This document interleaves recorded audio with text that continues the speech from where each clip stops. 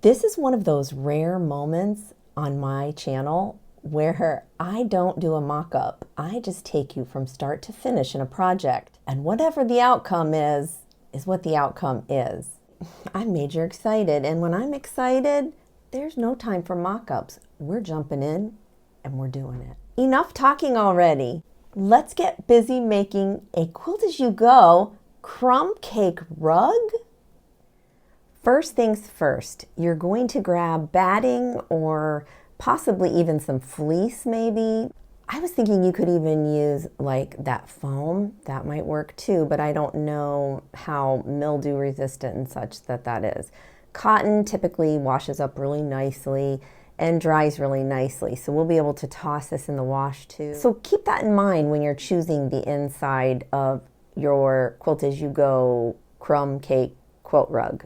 Typically, all of those jelly roll rugs have 3 layers. They end up with 3 layers because they fold themselves on top of one another, which makes, 3 layers. So I kind of mimicked that because that seemed like a really good width and rule of thumb to follow when you're using cotton batting. I have 3 layers of cotton batting here that I fused together with 505 spray. The size on these are roughly 31 inches square. Then I made the backing of this quilt sandwich a little bit bigger than that. So it's about 31.5 to 32 inches square-ish, because mine's not perfectly square, but we're not going to talk about that. So I then fused that together. Then I folded this quilt sandwich with the inside showing, folded it once, folded it again, and then I found the middle and I marked it. And that's where we're going to start our quilt as you go rug. Let's set this aside and let's work on those beautiful crumb pieces. For my quilt as you go crumb cake rug, I decided on that blue. All these different blues and whites that I'm going to use, I used in a lot of my blue quilts earlier this year. So I had a lot of random cutoffs and scraps from that. So use whatever you have, or if you're going with a theme, or you can buy brand new fabric for this too. It's totally up to you. But I'm going to use those scraps that I had left over in a bin. Out of all this lovely fabric, you need to find one square-ish piece that you want to use as the middle of your rug. And I decided on this one right here. Its focal point for the center is approximately 4 inches square. You need some type of focal fabric in the center, so we'll just set that one aside. Now, as far as the other fabrics go, the main thing you want to do, think random strips. This right here is a 1-inch strip. This one right here is 2.5 inches. Now mind you, I just cut what I had within my scraps. That's why all of the lengths are totally different, and that's okay. I would stay in the range between 1 inches and 3 inches for this quilt rug. Now I know our focal fabric's a little bit bigger, but that's okay because, it's the star kind of, right? I don't know. So this is a random scrap that I had. I took and I pressed all my scraps out first, so that way I could cut them and they would be properly cut to the size that I wanted. Now what you're going to do is just make those random strips out of something like this right here. I would start here and cut down and see what I get there. Now I decided that I wanted to do lights and darks because I just think that that looks so pretty together. So what I'm going to do here is just cut off a side on this random crazy scrap. I knew that I would use these again someday. I just didn't know it was going to be this soon. But, whatever. So once I have a straight edge there, I'm not going to really worry about the end so much because we're going to trim that off when we go to trim these strips. So say this one, I'm going to go all the way to where I can get a full strip out of, and that's about 2.5 or almost 2 3/4, And even pieces like this, I'm going to use up. Maybe I'll do like a 1-inch piece out of this and just toss it over here. So that's the deal with that. You just cut up random strips, whatever, because we all have different size scraps. I mean, my word, I have a ton of scraps. It's just crazy. So I'm going to set this over here so I can show you what we're going to do next. Here, this one is more whitish than blue because it has a lot of white background. So I would count that as like a light, I don't know. This one has some tan in it, but you know what? It's okay. And then just for fun, because I want to show you how to do this with other pieces. So say you've already cut your strips and then you want to add more interest to this. And typically I was adding like 4, you know, strips together. Do what you want though, because this is the fun of this quilt, is just to do it as you go. So I'm taking one of these that I cut up right before I turned my camera on. And I'm going to lay it right there because I think that that looks pretty good. Then I'm going to just, you know, slice this off and put that back over there in that pile. So then what I would do is just grab this piece and lay it over top of here.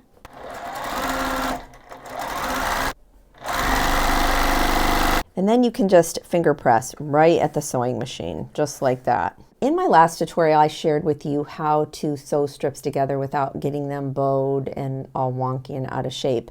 And what that is just this. So say I sewed these 2 together right here, and I started up here, and I sewed all the way down. Well, when I go to connect these 2 together, I'm going to start down here and then sew all the way down.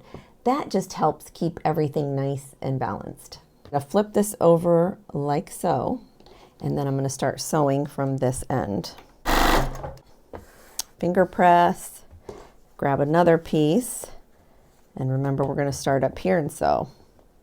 And you kind of do this on the fly. I mean, there's no rhyme or reason, trust me, there's just not.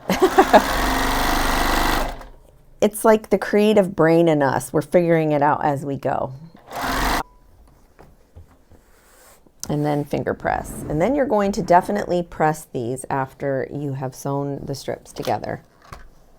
That's important because we don't want wonky unless we're going for wonky. Once you get to this point, you have these. Remember these pieces right here where you had sewn together. You need to figure out where you would like to make your cuts in this because we're going to be making strips going this way. But first things first, I'm going to trim this jagged edge off. You want to make sure that you're lined up with the line on the ruler with the seam that you made within that strip. That will help keep things nice and straight. Flip it like so. Now you just need to figure out where are you going to cut at. I think maybe right in that blue.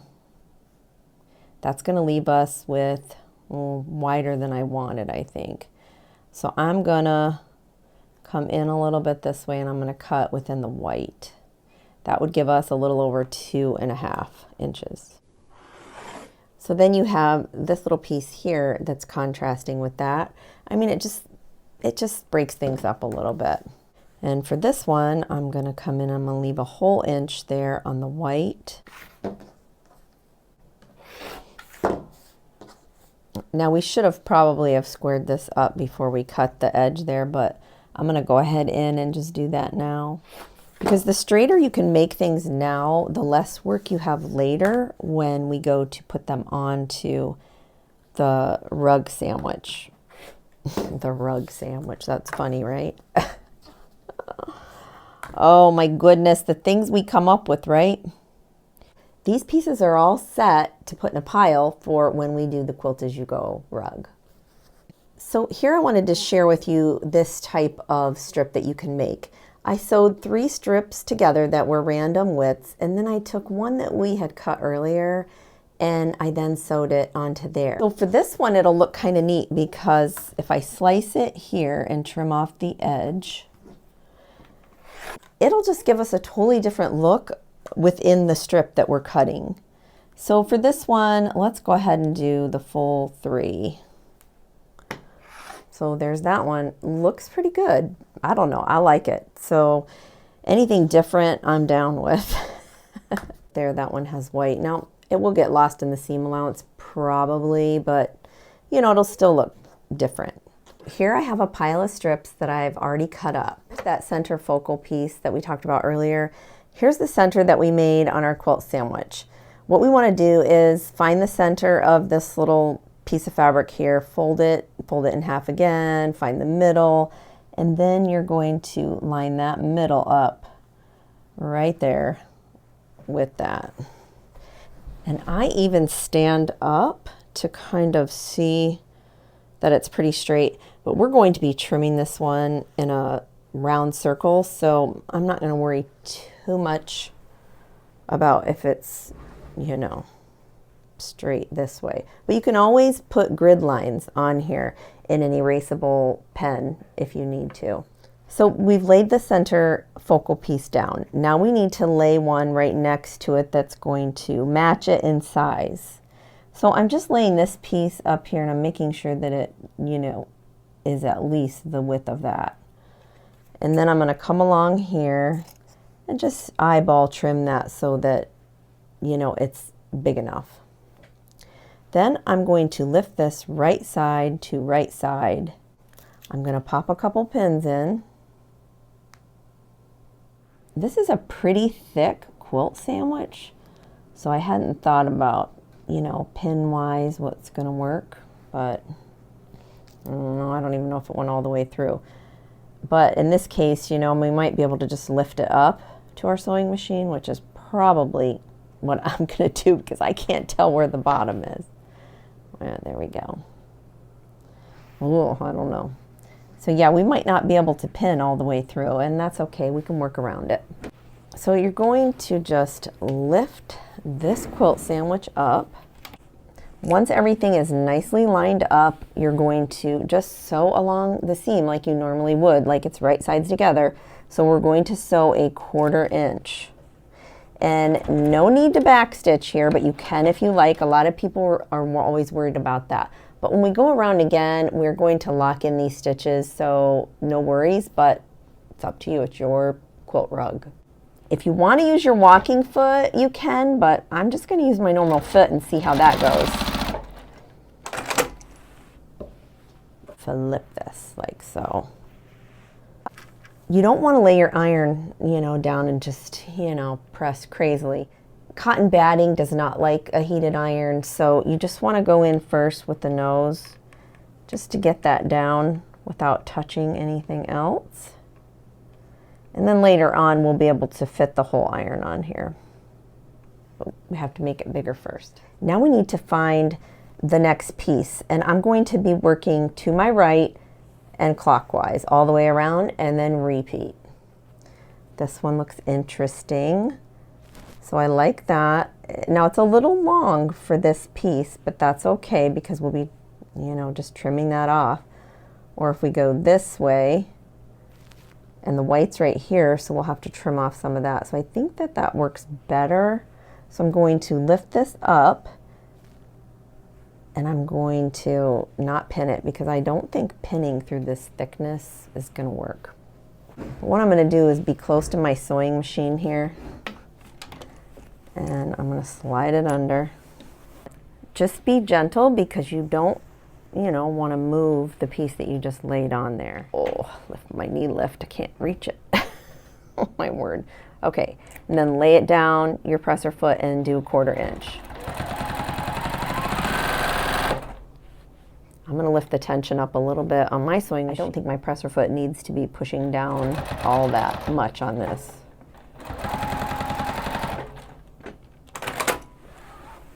So I'm going to flip this over, finger press. In order to cut this off straight, this extra piece, all I'm going to do is lift up so that that strip is laying on its strip self. And I'm evening it up here and making sure it's even on the other side. And I'm also looking across here too. Put a finger crease in there. On that finger crease that you just made, you're going to go ahead and cut.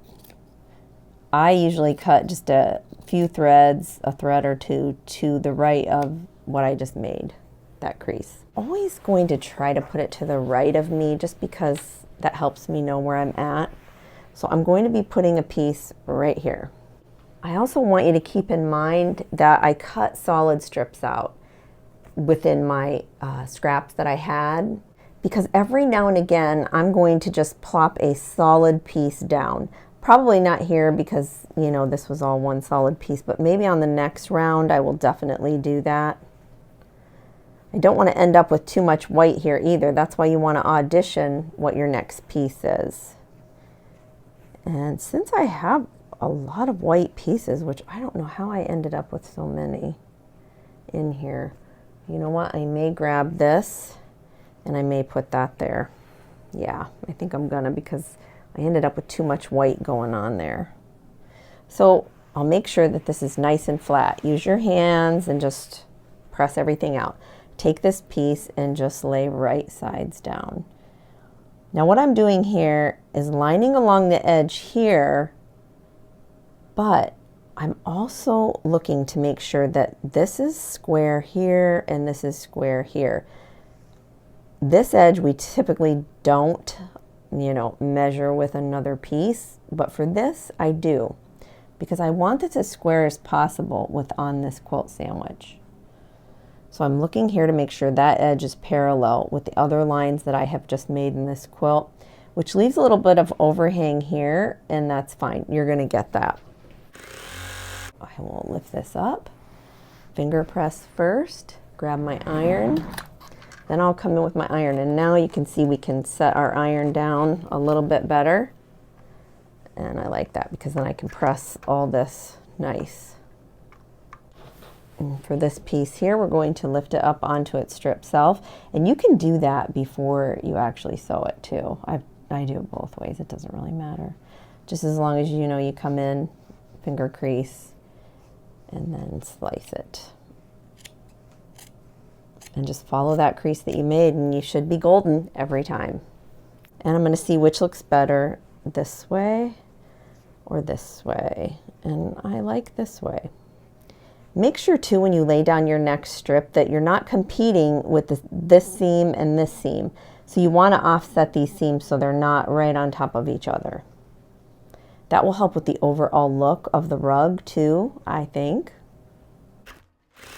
Those of you afraid to use your regular presser foot, get out your walking foot if you need to. I don't see so far that I need to do that, so I'm not gonna. Lift up and give it a press. Now we can totally free motion quilt all of these blocks when we're done if we want, or you can do straight line quilting, all that, you know, it doesn't matter. You can do whatever you want. This overhang is so little, I'm just going to go in and just snip off and snip off, and I should be good there. And it's okay if I have a little bit, you know, underneath there. Oh my goodness, I have too much white in this quilt. We could make longer strips, I suppose, at the very beginning. You know, that's totally up to you. Now I don't want to put another solid one there because, you know, I have a solid one there. I don't know, I'm upset that I didn't do more blue instead of the white. But I will do this. Let me see. I will add this one to here.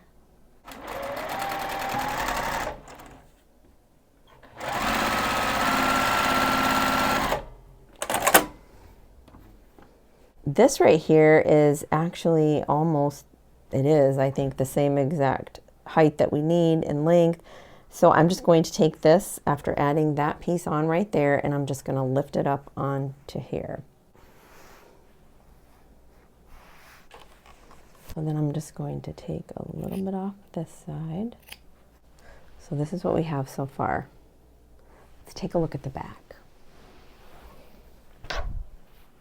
Okay, looks good. Oh my goodness, it's taking shape.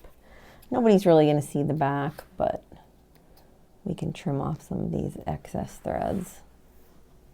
If I didn't mention already, this is like a canvas, so durable, more durable than cotton, I think.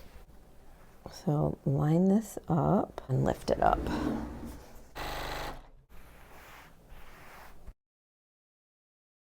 And this is what we have so far. Love it. So this is looking so awesome. I'm so excited. The piece I just put on was this one right here. So I wanted to pop the camera back on to let you know that as you get to the outer portion, try to make the pieces wider along all of the edges, because we're going to be cutting a lot of this off since we are going to be rounding it. So you need to keep that in mind, that a lot of this will not be on here. I'm being mindful of where the seams are at so they don't, you know, compete with the seams that are laying down right with it. So we're going to put right sides together. And I will cut off this excess right here, right now, so it's not bothering me when I get to the sewing machine. Now I'm still checking to make sure that my lines are parallel here with the lines that I've already made. This one can shimmy this way a little bit. Lift that up onto the sewing machine. Be real careful, because remember, my pins did not work. If you have a better idea, please leave it in the comments below.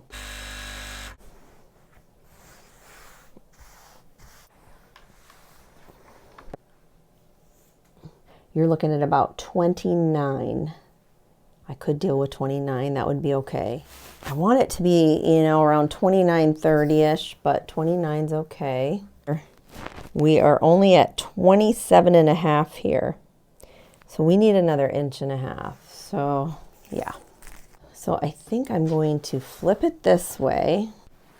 Probably add the 3-inch piece over here.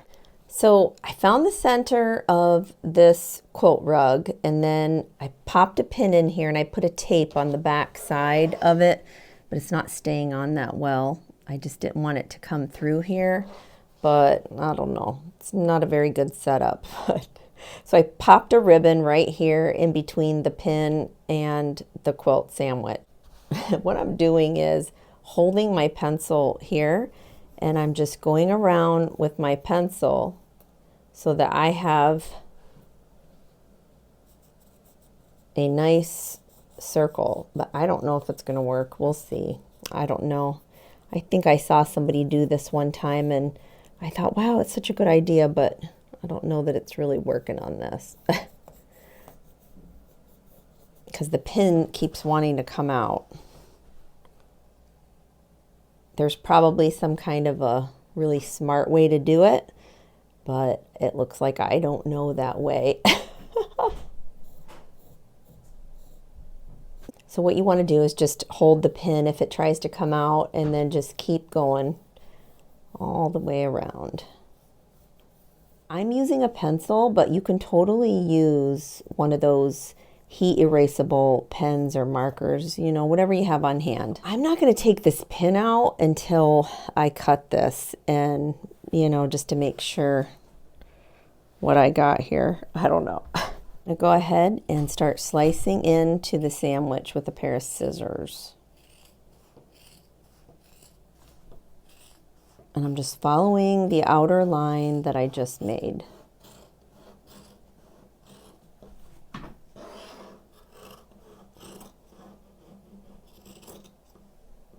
I don't see it over here. Oh, there it is. I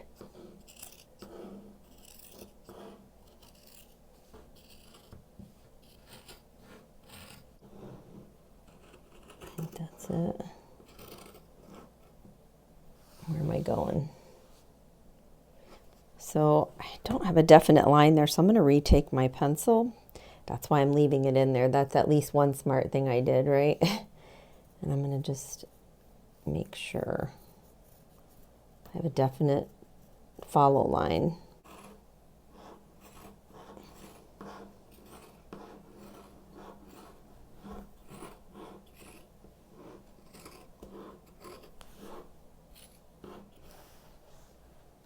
I mean, that looks pretty round, right, guys? I don't know. Let me just go around with this one last time. Just, I know it's kind of pulling at the ribbon now. Maybe it's not going to give a true circumference. I don't know. I'm terrible at math. So maybe right in there a little bit. I can see where my original line was. I didn't get up to it. I don't want it to look oblong,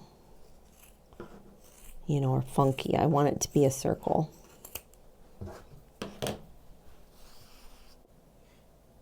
Okay, right there.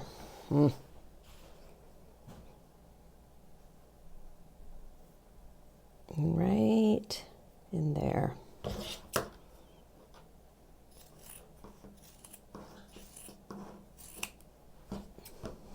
That tape was on there, but it didn't do a very good job. Okay, let's set this aside. Oh my word, okay. What does that first looky-see say? I don't know. Can you see it?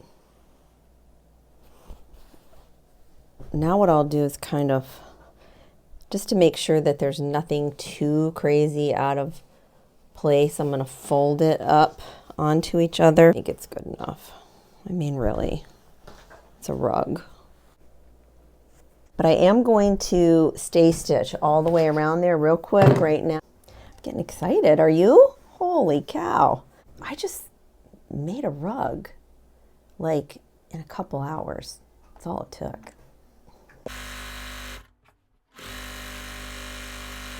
The question is, what binding should I put on it? Should I stay scrappy or should I do a solid? I don't know. I'll figure that out here in a couple minutes, and by the time I come back, I'll know. I had enough of this yardage of this blue here that I cut on the bias. Since it is a round shape that we're going to be binding, it's best, you know, that we do it on the bias. About 2 3/4 yards of binding. Folded it over to the middle. So I folded one side over to the middle. I'm going to sew the side that's not folded over about 1/2 inch on the back, right? The back. I'm going to want this side. So this is the folded side right here that's into the middle. Now I'm going to sew this onto the back, leaving a gap, of course, where we're going to, you know, seam it together. And I do have a line on my bias tape here where I folded it in 1/2 inch right there, and I'm just going to follow it. So I'm not following along the edge of this at all. I'm coming in at about 1/2 inch fold mark and following that. And now I'm just laying this nicely along the edge here, and with bias binding, that's the beauty of it. It can stretch and move wherever you want it to, basically. You're just conforming it to the arc in the circle. So my camera cut out when I was putting on the binding onto the front, but if you just wrap it around and trim the binding on the inside along the edge here, it folds over and lays so perfectly flat. It's crazy. There are a couple spots where it puckered on me right here. This spot right here puckered on me, but you know why? Because it went in between my sewing foot. Oh, it was so, made me so angry. I don't know. So, because if I had a flat foot in the front, I could have, you know, not let that happen. But it happened, and you know what? I unpicked it in a couple spots and redid it. By the time I got to here, I said, forget it. So, yeah. What do you think, friends? Is this something that you would make? Here's the back, all nicely sewn down. Until next time on the Sewing Channel, take care.